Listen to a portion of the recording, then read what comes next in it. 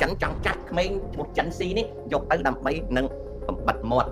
បើសិនជាថ្ងៃណាមួយមនុស្សចិនស៊ីនេះវាធ្លាក់ចូលទៅក្នុងកណ្ដាប់ដៃរបស់អាមេរិកវាអាចដឹងរឿងច្រើនពីនរណាដែលជាមេខ្លោងធំពីព្រោះកូនក្មេងម្នាក់នេះអាយុ30ជាងមិនមានសមត្ថភាពនឹងពង្រីកឈាម center របស់ខ្លួនធំទេក្មេងម្នាក់នេះគឺធ្វើការឲ្យមេធំច្រើនជាន់ទៅទៀតណាមេធំច្រើនជាន់ទៅទៀតដែលមេធំច្រើនជាន់នោះតែពេលណាដល់ទៅទឹកជោគទៅខាងបេកាំងត្រូវតែលុបសម្បត្តិចោលនឹងអញ្ចឹងហើយនៅក្នុងពាក្យបណ្ដឹងដែលចាញ់នៅថ្ងៃទី14ឬក៏នៅក្នុងខែតុលាឆ្នាំ2025នេះវាទាក់ទងនឹងការដែលទីក្រុង Washington សាកល្បងលោមើលថាតើមានកិច្ចសហប្រតិបត្តិការពីក្រុងភ្នំពេញឬទេណាចំពោះលោកហ៊ុនសែននិងលោកហ៊ុនម៉ាណែតណាសហរដ្ឋអាមេរិកមិននិយាយស្អីទេគ្រាន់តែចង់សង្កេតមើលថាតើលោកហ៊ុនម៉ាណែតនិងលោកហ៊ុនសែននឹងសហការជាមួយនឹងទីក្រុង Washington ដូចម៉េចគេបានដឹងថាទីក្រុងបេកាំងចង់ចាប់ជននឹងម្ដងប៉ុន្តែមេដឹកនាំខ្មែរមិនចាត់ឲ្យទេគេចង់ដឹងថានៅពេលដែលសហរដ្ឋអាមេរិកចង់នាំខ្លួនអ្នកនឹងឡើងតុលាការតើមេដឹកនាំកម្ពុជានៅកម្ពុជាគិតយ៉ាងម៉េចណាអាហ្នឹងគឺជាលក្ខណៈមួយដែលគេកំពុងតែតាមមើលទន្ទឹមគ្នានឹងគេក៏ចាំមើលថាតើមុខរបរដ៏កាក់កបោះចារបស់លោកអង្ញាហ៊ុនតូវាមានជាប់តាក់ទងណៃណងខ្លះទេឬក៏ស្អាតចេះអត់ជាប់ទេយោងទៅតាមការស៊ើបអង្កេតមួយទៀតរបស់អូស្ត្រាលីដែលផ្សព្វផ្សាយនៅតាមព័ត៌មាននៅអូស្ត្រាលីក៏កំពុងតែណែនាំជាមួយនឹងរឿងហ្នឹងចំណែកឯមុខរបរមួយចំនួនរបស់លោកសសុខាក៏ត្រូវបានប្រទេសថៃហ្នឹងកំពុងតែសន្សំរឿងយកមកនិយាយដែរការតាក់ទងនឹងលោកហ៊ុនតូគឺមានតាក់ទងនឹងដីធ្លីច្រើនកន្លែង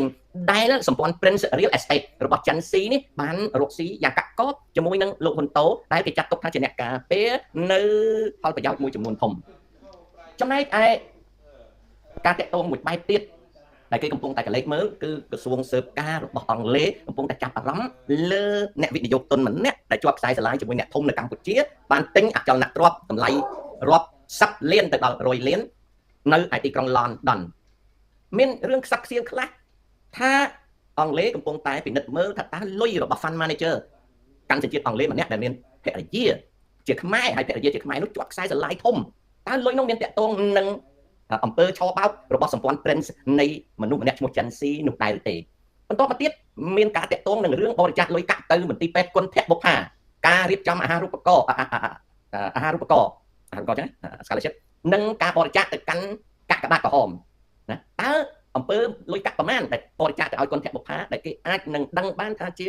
លុយដែលចេញពីលុយមិនសូវស្អាតលុយកាក់ប្រមាណដែលជួយផ្ដល់ឲ្យអ្នកធំនៅកម្ពុជាចេញជាអាហារូបករណ៍ឲ្យសិស្សដែលចេញពីលុយមិនសូវស្អាតហើយនឹងលុយប៉ុន្មានដែលបានបរិច្ចាគទៅឲ្យកាកបាទក្រហមកម្ពុជាដែលមានប្រភពចេញពីលុយមិនសូវស្អាតអានេះគឺជាការតាមដានមួយទៀតបន្តមកទៀតគឺការតាមដានតាក់ទងអំពីចក្ខុវិស័យនៃការកសាង luxury tower ខ្ញុំមិនដឹងនៅណាទេគេថា luxury towers in ភ្នំពេញដែលជាចក្ខុវិស័យទំនើបកម្មក្រោមសម្ដេចតេជោហ៊ុនសែនគេចង់ដឹងថាតើសំណង់និងគម្រោងសង់អគារខ្ពស់ពិសេស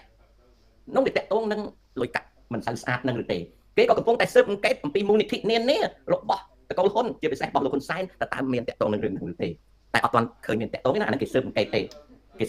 បន្តមកទៀតគេទៅជីកឬជីគល់ពីឆ្នាំ20និងឆ្នាំ21ថាតើសម្ព័ន្ធ Prince ហ្នឹង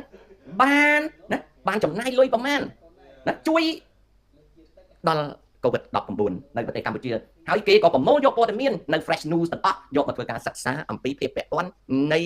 លុយស្អាតនិងលុយកខ្វក់នេះគឺជាអ្វីដែលគេកំពុងតែធ្វើការបាទសូមបញ្ជាក់ថាការស៊ើបអង្កេតមិនទាន់ចប់ទេណាឥឡូវនេះ